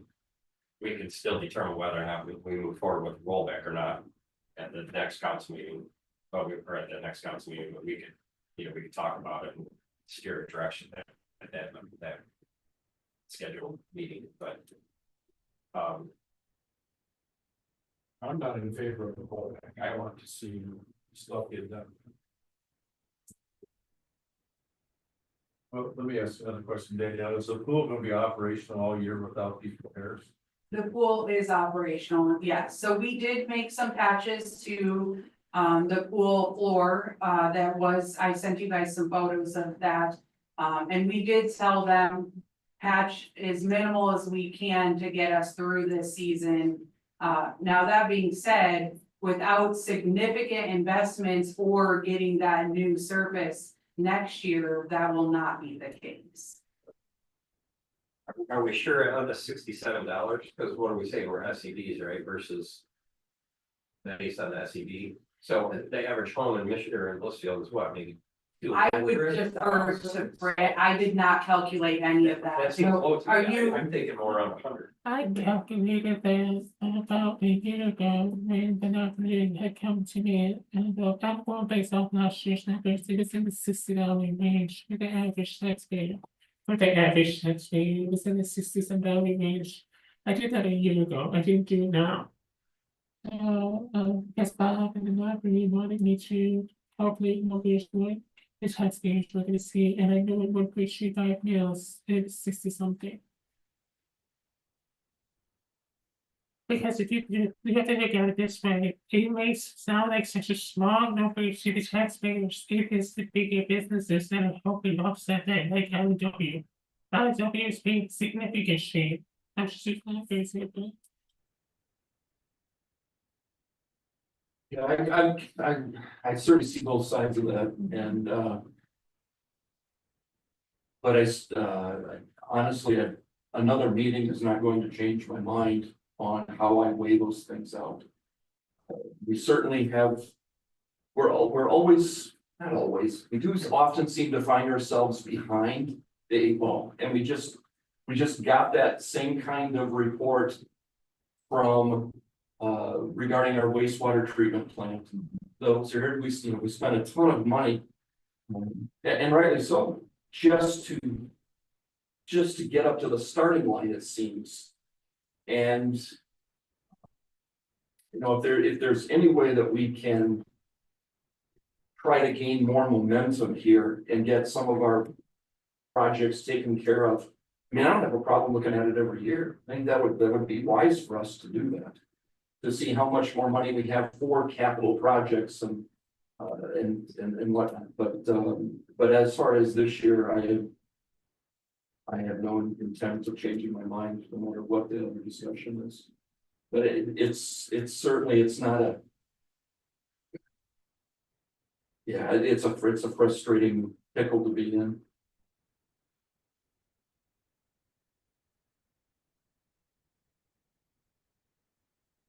I'm surprised how small people that average. And then repairs, things that need to be done. And I agree, yeah, there's always things that we need to be caught up on, but again, looking back as a taxpayer, we approved that bond for the library to become a district library. What are the village residents gaining out that they're getting the same services at 1.254 mils on their tax, Where are they their saying tax to bill. go to? Exactly, so again, we need to be very clear if that's the way that council wants to move forward, is yes, we're going to reinvest into the things that we weren't able to before, I think they need to be able to see, I think our residents need to be able to see something physical or be shown, you know, this is what these changes are going towards. This is something that we wouldn't have been able to do in the first place. Again, it can't be just day-to-day operations. It's gotta be one of those above and beyond projects that we haven't been able to do. And unfortunately, it's not gonna be, you know, water rate, you know, reductions or anything like that. It's literally what kind of physical improvement. Much like Danielle alluded to, you know, the roofs of the parking lots, et cetera. Well, and I forgot the big one, the bridge, 850,000. But that's not gonna solve that, you know, for 10 years. So now we're talking with them now. So I mean, you know, that's not gonna build a bridge over. I mean, I guess So that- many waters. If I may, Yes, sir. I don't know if any of you have been on that bridge recently during the flooding last month. I was on that bridge. I was shocked at how bad condition is on that bridge. I'm actually concerned more so this year about the Racing Festival with heavy foot traffic on that bridge than I was last year. It's in really bad shape. So I'm hearing all these numbers, but public safety wise, I'm worried about that bridge. I think we're gonna shut it down. It's, I mean, it's just my opinion, just looking at it. I'm not an engineer, but I know last year they said it was relatively safe, but it's a lot worse. Wasn't it limited to 10 people? It is limited to 10 people at a time, and we actually are due for an inspection of that bridge this year. I actually talked to our engineers, two weeks ago. I'm sorry, my days mesh recently to get that scheduled, so they'll be providing an updated report as well. And there are some things going on with that. In my weekly summary, I'd let you guys know about the meeting with MDOT and some potential solutions there, but we're in the very, very preliminary discussions. I mean, this is just a scoping phase to get a cost estimate. I mean, that's not till 2032, but we may have a solution for a safe pedestrian crossing working with them.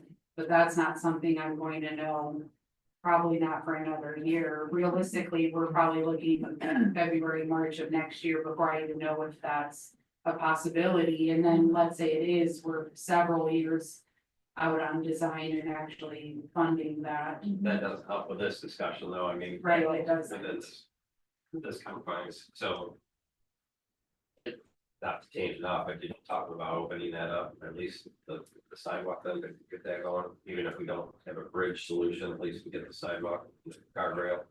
We did talk about that, and they did have some concerns with there being no barrier between the pedestrian traffic and vehicular traffic.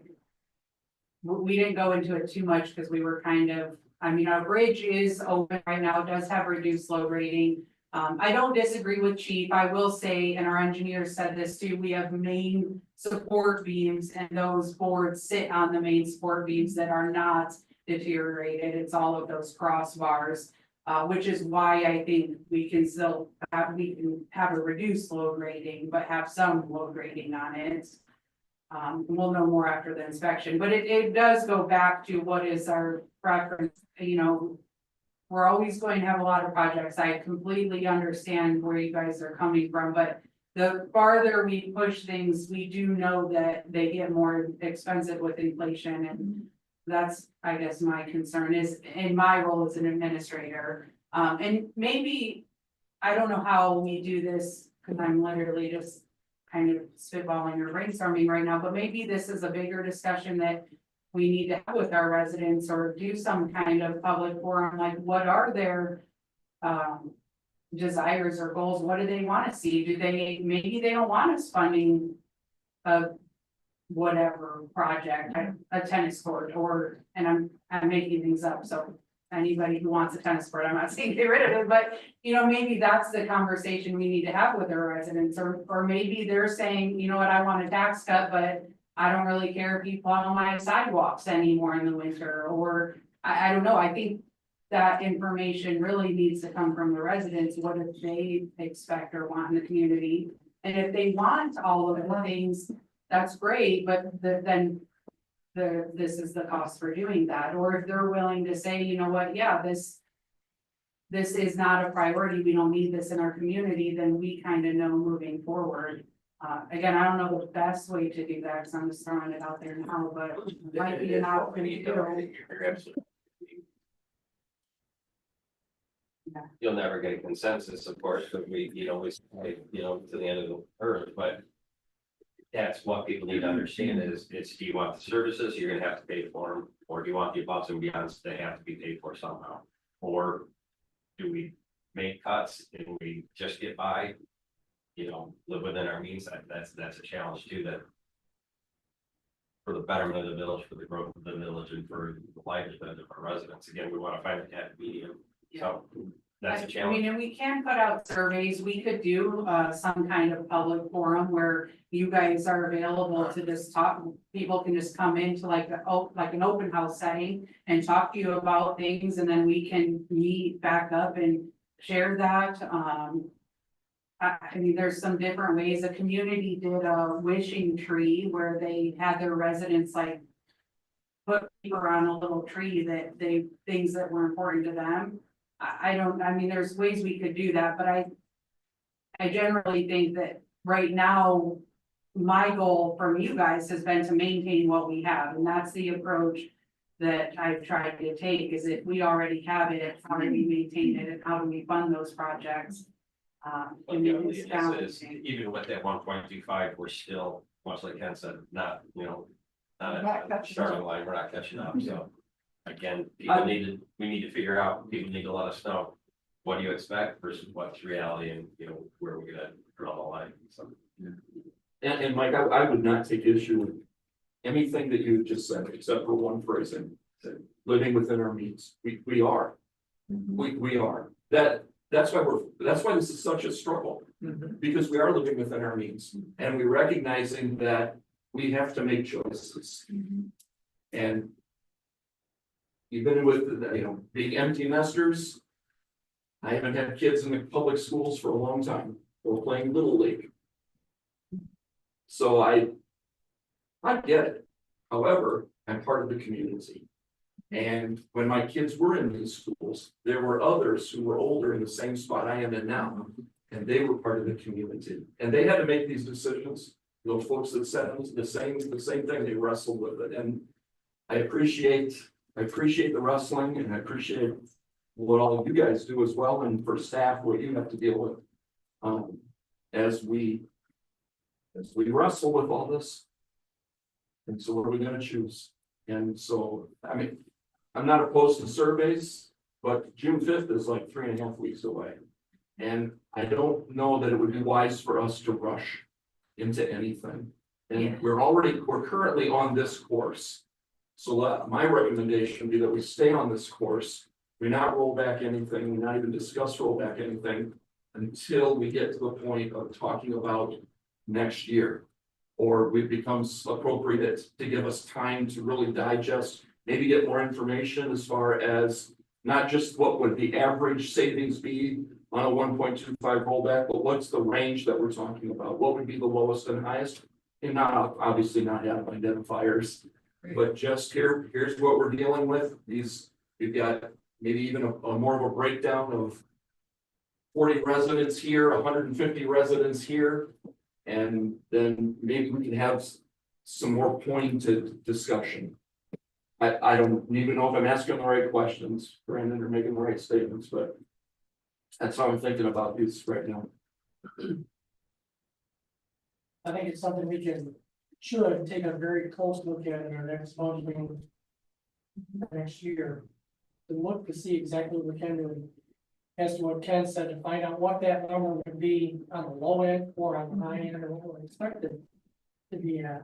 It'd be nice to roll that money back to the taxpayers, but I'm not sure if that's gonna be possible in order to maintain where we're at right now.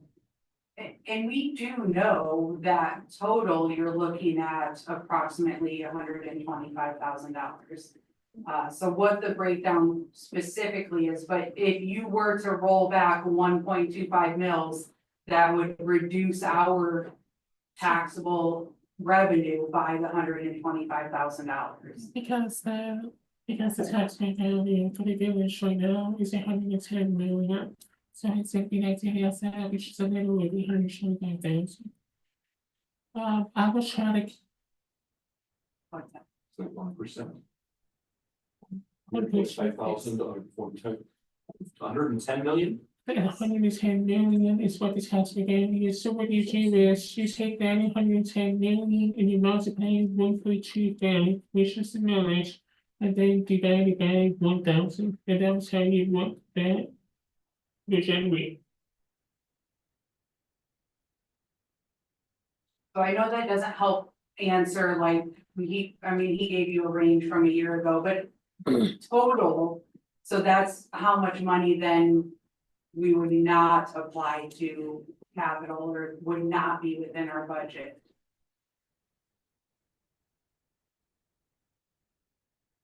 And that could, how you spread that out, we would talk about during budget. It could be you don't do some capital. It could be that we don't transfer as much to streets, which ultimately is we don't do as much capital in streets. It could be cutting a service. It could, there's a lot of different ways when we look at the total budget, we can present that a little bit more accurately. And I'm not anywhere near as prepared to do that tonight, but you would know going into our budget this year that we would reduce it by that much. Which historically, we have paid that plus some to the library. So when we initially started this discussion, our hope was that we would, instead of spending it and putting it towards the library, that it would go towards capital. And I think that's kind of been the intent all along. For initial discussions, I shouldn't say all along, but I think we just need direction from you guys if you want to have that special meeting or not. And I want you guys to understand that if you don't, we would proceed as normal as we have in the past. We would file our paperwork by the 31st, collecting the full millage. We would do our public hearing for truth and taxation at the first meeting in June. And then if you guys want to pursue like surveys, I was not thinking in the next 3 weeks, I was thinking more long-term. If we want to do surveys or public forum or something to get more information and have a bigger discussion, then we could do that. But that would lock us in for the full rate this current fiscal year. If you want to have the meeting on June 5th, then potentially you could lower it for this year. So just know without that special meeting, we are kind of locking in to that millage rate, at least for this year. And regardless what we do every year, this is looked at. We're required to have that truth and taxation annually. I personally would like to have a meeting just so that we can discuss again. We can still continue on as discussed, with what you guys are working with. But again, if we sit down at the meeting, we can kind of say, okay, let's get the numbers, what actual is included in that 13 point, whatever you were talking about. You know what I mean? When, again, you sit down and you really break it down, the ISD, how much money we pay towards the ISD, and I have no clue what we even get out of that. Much like, we're paying for a lot of these things that I don't have kids in school, et cetera. And I pay for these additions, I pay for these renovations, et cetera. I don't have kids in school, but again, let's have all this data in front of us. Are we actually going to get, is it a $67 difference or is it higher than that? Which I think would be higher than that. But again, just still steer as planned, but at least we can have some discussion on it, really sit down and say, what do we want to do? If we want to wait another year and maybe revisit it, that's fine. But I think now is the time to address it if we do want to. And the special meeting would allow the residents to, they can come to that meeting too. They don't have to wait for a survey or, they can come. It's a special meeting, so the only item that's going to be discussed is the millage, but they could come share some of their thoughts or concerns or feelings and you guys could hear from them. So that might, to me, that would be a benefit of having the special meeting, of being able to hear from anybody interested. It's a vicious circle, not ending or starting because, again, if we were building, numerous residences and a lot of commercial development, et cetera, we would raise our taxable value and our capture and be able to fund ourselves better that way. But again, our population is declining. A lot of anybody that's building in town is a resident already of town, so we're not getting the draw. So our taxable value is increasing where we get the benefits of that. And is that because people are They talk about what our tax rates are, what it costs to live here. Including water, including tax rates, including everything else above and beyond than we're paying for. So again. How do we feel people out? What do they want? What do they expect from us? I certainly don't think we would ever be able to roll back 1.25 complete, but maybe 3/4. I don't know. That would be something that would be able to talk about.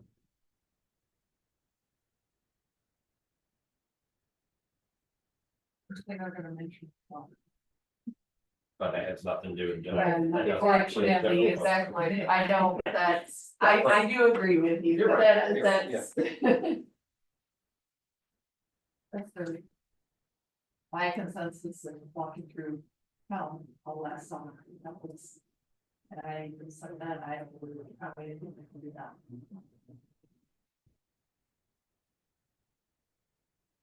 No, I'm not getting a whole lot of feedback, so it sounds like we'll move forward with, unless anybody wants to speak up, but I guess we'll. discuss It's hard it. because I But- see both ways. My intention was, I think we should go back, it's the same with you, but.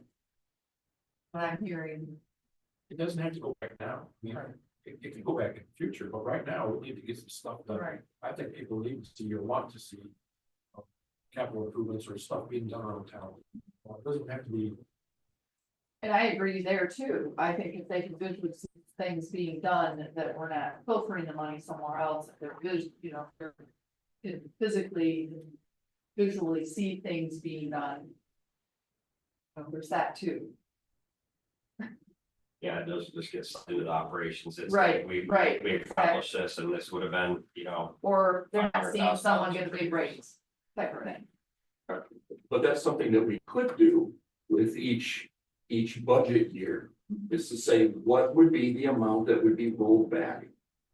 Through the library, or we would have spent for the library, and we strictly hold that, or we verbally hold it, we don't make motions on it. But we hold that money and use that for capital strictly. So that the people can see that, and we, as our general fund goes up or down based on the annual tax revenue, then at least we could say, well, we're gonna pull something out of this. Because we are continually trying to create fund balances for upcoming years for various things. So this might give us a little bit of breathing room to still do that, and to still meet what we need to do as has been said, inflation continues. Our economy is working out itself as it is right now. And that way we can say, okay, this money is for capital, and here we go. And we just kind of make that maybe a new line item in our budget that gives us breathing room. If something comes up and we have to hire somebody, okay, well, we're gonna decide to pull money from what we were gonna use for capital in order to accommodate this. Then what would we have for the next year? And we just look at it in that way. That's just an idea too. well, every year we can talk about it, but we can only roll it back. Well, we can roll it back as much as we want, but we can't bring it back forward without the public, right? You can keep your millage at the current rate and collect lower every year, but every year you're gonna have a new motion if you're keeping it lower. Otherwise, if you do reduce the millage permanently, you'd have to go back to the voters. But I think my understanding from you guys previously is we're not in a position to do that. I don't think, I think that does set us up for failure, but Brendan did get clarification on that, last year. It's kind of a weird timing thing too, because our budget year is October 1 through September, but the taxes are due, so like they're due September, but the taxes we collect this year are actually our monies for next budget year. It does get a little bit weird. Because we're actually right now operating off of last year's taxes. I guess I'm just telling you that because it's hard to line up like budget projections with, at the same time that we talk about the tax rate, because we are working on budgets, but I'm nowhere near having a recommendation to you guys yet. I shouldn't say nowhere near, but definitely not there.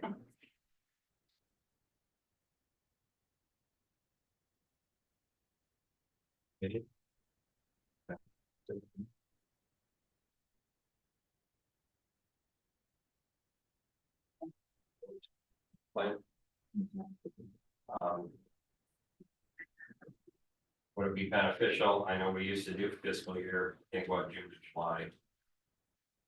It's been years since we switched, why the heck we did it, and I'm sure there are reasons how big of a. You know, if, again, sitting on the DD board, same thing, you know, we're operating halfway through one fiscal year, and then we're trying to carry over and make sense of what we have to operate the next fiscal year.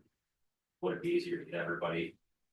You know, 6 months and then. We did talk about that actually, probably like a year after I started, we could switch back. My understanding is we switched it because we had a rough year or two maybe, and we were struggling, so we needed the, Cheap property taxes, they one way, yes, you know. is why we switched it to kind of get us back on track. So now to switch back, we would skip a year of property tax, skip a budget year with property taxes. So it would be challenging to now switch back because we were operating on the one that funds our annual year. Not impossible, but it would definitely take some, like, we probably really need to look at a multi-year budget to do it. Instead of just Yeah, you the face one. one every 6 months, but does that help you out in the future of, again, operating 2 fiscal years over the course of 2 different tax captures? Yeah, and it may, I'm not sure, I mean, but I would almost say we'd have to do like 2 years of budget all at once to see if that really makes sense. If that's something you guys really want me to investigate and look into, I can certainly try to work on that. I'm not going to, I could not do that this year, just putting that out there, there's no way I would be able to make all the deadlines.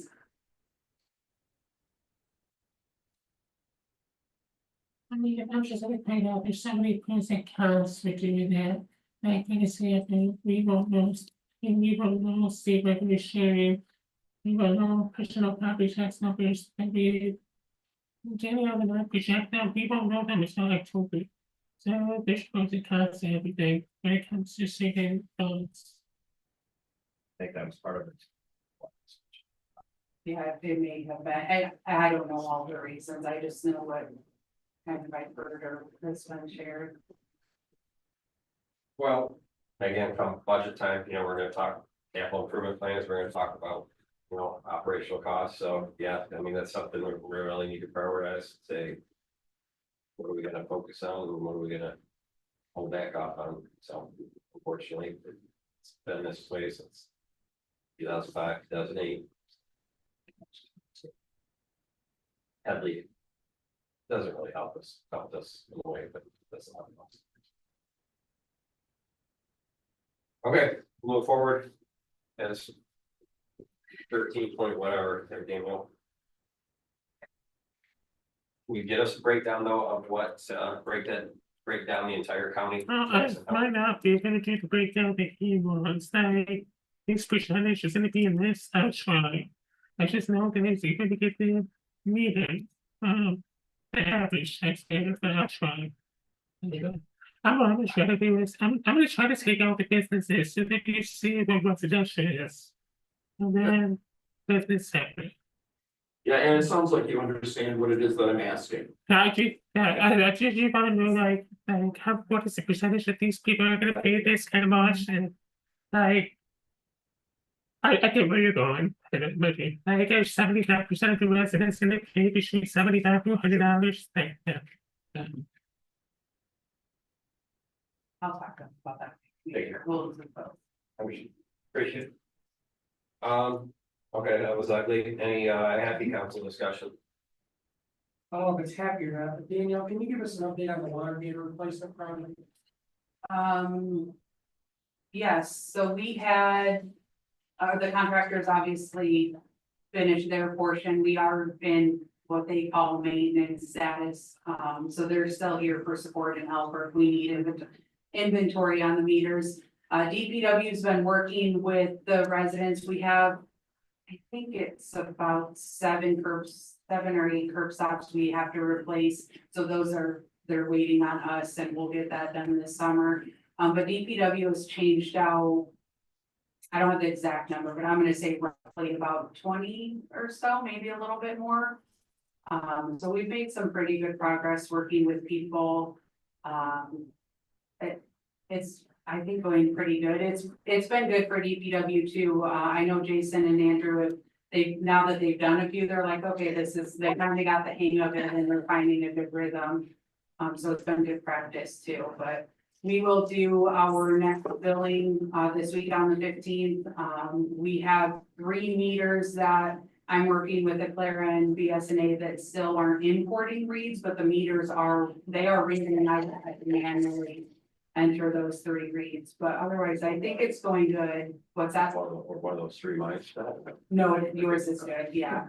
I think that we've called a lot of residents when it comes to, continuous consumption is really the biggest, probably most common event that we've had. We do have an abnormal or a high consumption, which thankfully has been rare, but the continuous consumption's allowed us to catch the starts of leaks, or maybe a small leak, a leaking toilet or an outside spigot.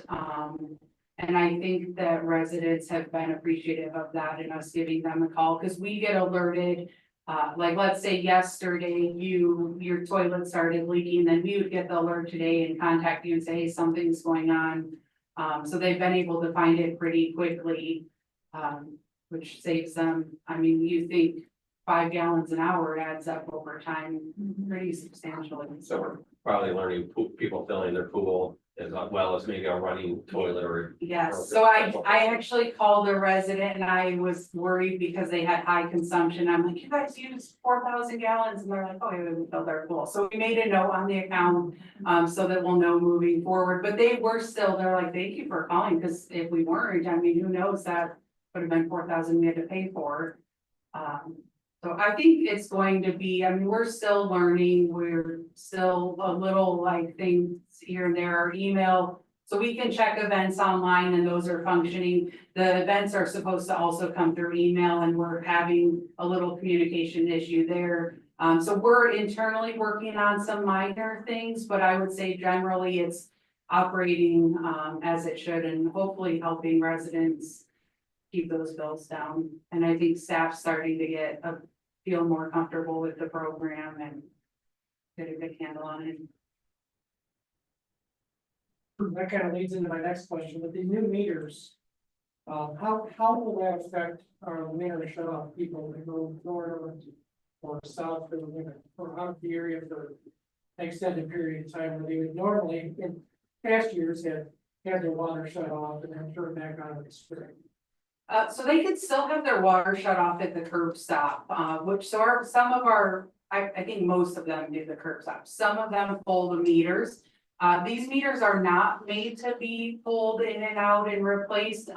Because they are smart meters, the intent, you're supposed to leave them in. And that's even if you're shut off at the curb, if your curb stop breaks, or somebody turns you on and hooks up a hose, or if all of a sudden your meter starts reading backwards, then we get an alert to know that something is going on, so that we can check or notify you. So they would still pay the base fee during the month, but they could, if, like, let's say they, maybe they're not keeping their heat on and they're gonna winterize, they could still have it turned off at the curb.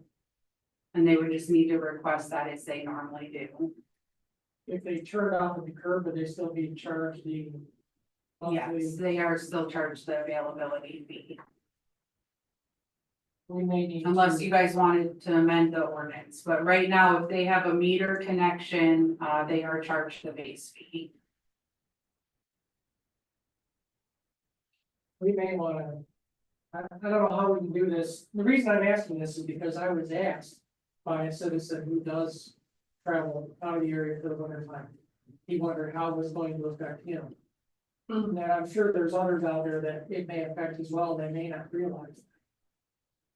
So we did try to tell everybody that we know of that pulls a meter and share that information, but I'm not going to tell you we did not miss anybody either. And I don't know exactly how many is, there's a handful that do remove the meters. A lot of them just have it turned off at the curb or not at all. Some of them keep their heat on and must have, I'm assuming have people check on it. Or maybe they pay a one-time fee to help purchase a smart meter, we can control it in-house. And then it's a more efficient way of quote, shutting it off.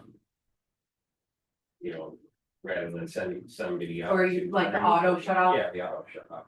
And I'd much rather pay, you know, half of a meter or something, the smart meter where, you know, where we can shut it off in-house rather than sending the DPW out the full meter and have to pay to inspect and, you know, $90 to have a meter put back in, and maybe more beneficial to say, okay, is there a way to purchase? So we could put that on a committee of the whole, if you guys wanna, I think that might be, cause it'll probably be a little bit more in depth, the discussion, and we could. I could bring some different information or things to you. We have a committee of the whole, for May already that I think will be fairly in depth. And you could try to squeeze it on there. Otherwise, right now, the June committee of the whole is open. And then I think that's the last open committee of the whole I have for a bit. Any shut offs, anybody say, no, I'm not gonna do this meter on the. Not at this point. So we do have, I think, 4 or 5 houses that are just completely vacant right now. Nobody's living there. So I was actually talking to Jason today, and I think what we're going to do is, if they want water restored, or if it sells or something, because they're vacant for various reasons, then get them to replace the meter. I'm not really sure how to handle that otherwise, but that's only a few. Otherwise, everybody has been working with DPW. There's a couple that just have not called back or responded, and if they don't reach out, they will have their water shut off until they get the meter, which is what we decided. I don't know yet, because what we want to do is do all of those together, and then on the flip side, have DPW ready to go install them, because we don't want to shut them off and then be like, oh, well, DPW can't get there for another week. So we want to get them back on as soon as possible. So I'm gonna work with DPW on that. So our goal was, we wanted to get all the curb stops and everything fixed first and then do that. And they, like I said, they are making really good progress on the ones that we do have. But I will keep you guys posted. Not to drag it out, sorry, but is it too early to tell accuracies? Again, I think my bill seems to be a little bit lower, so maybe I was being overcharged, or are people aren't getting undercharged. That potentially can affect our rates and our costs to produce tree. So again, are we seeing any, you know, any major fluctuations in what compared to previous years with the accuracies of our reads? So with the whole system not being on yet, and being shy, I can't tell you like exactly, but I definitely think the new meters are more accurate. I will say I am very happily surprised with, how accurate our old ones were. I thought they were going to be, significantly worse than they were because of the age of them. So again, I don't think they are more accurate, but I don't think people have seen crazy changes. It does pick up, so the old meters, and we've talked to a few people about this, the old meters had a moving, like almost a wheel inside that would spin as water read, and over time that wears down. So if they were using low flow, like and I'm making up numbers, just like 2 gallons an hour, it was maybe going through and not moving that dial, where now you don't have that internal component. So if they have low flow of 2 gallons an hour, it's reading it. And that's when we first got the meters installed, we had significantly more continuous consumption because of things like that. One of the big things, people have humidifiers, so they would run them in the winter. Well, it's using water constantly that the old meters were not picking up, and they are now. They are more accurate, and we did get the test results from USG, so every meter that's installed in Blissfield was tested prior to installation at high, medium, and low flows. And all of them tested 99 to 100%, 99 point something. I mean, none of them, if they were not in that 99.9 to 100, they did not get installed. But they are accurate. They're much more accurate.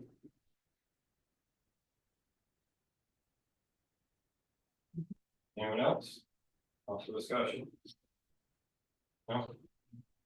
Public comment, anybody else? No? Jackie? Okay, committee of the whole, May 19th.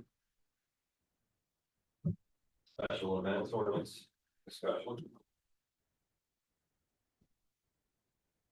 You don't think we'll have enough time to talk? I'll put it on, I can add it, and if we have enough time, we can do that, otherwise I'll just move it forward to June if you guys are okay with that. We got Memorial Day coming up, so next meeting, regular meeting is Tuesday, the 27th. Anybody else have anything? Entertain a motion to adjourn.